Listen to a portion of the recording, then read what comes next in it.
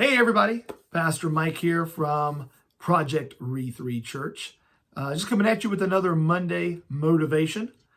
These motivations are a lot less about what I see other people doing or not doing, and a lot more about what God's kind of laying on my heart for me to work on.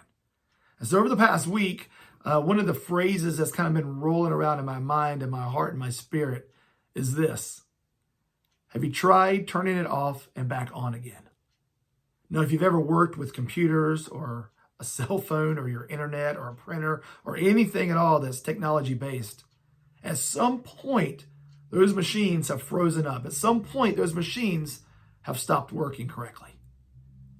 And so you call the help desk, you call the service department, and the first thing they ask you is, have you tried turning it off and turning it back on again?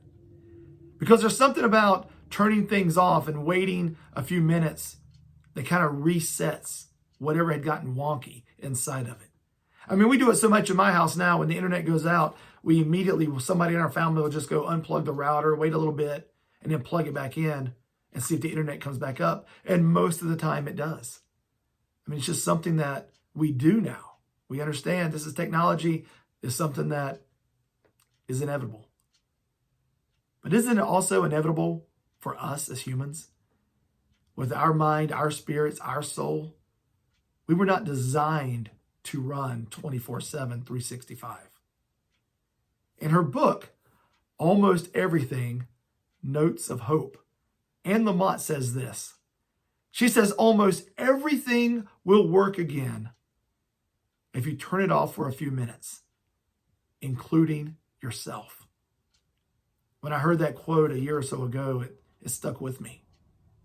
Because I think all too often we get caught up in the rat race and the calendar of life.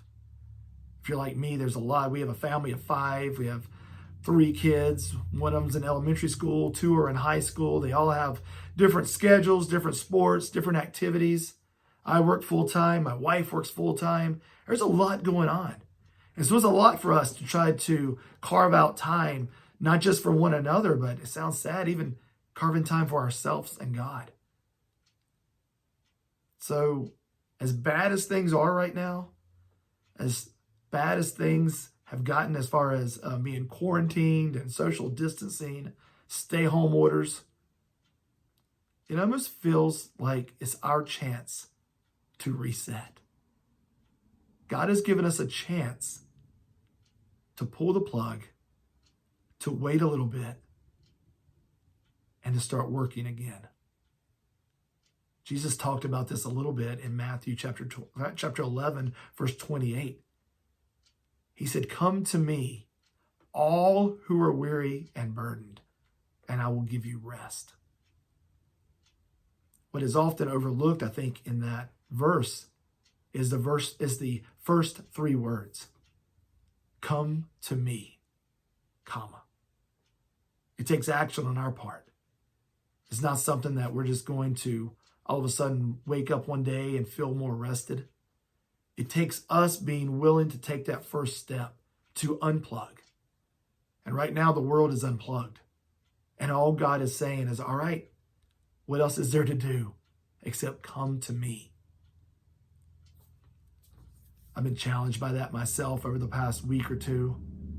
We have this downtime right now. We have this time when things have been unplugged. So why not come to him? Why not come to him if you're weary and burdened, if you feel worn out? Why not come to him now when nothing else is going on in your life and saying, God, I just need to unplug for a few minutes. I just need to reset. He's given us the greatest opportunity in our lifetimes to do that. If we don't take advantage of it now, we never will. Almost everything will work again if you unplug it for a few minutes, including yourself, including me. So let's come to him and let's reset. Thank you and have a great, great week.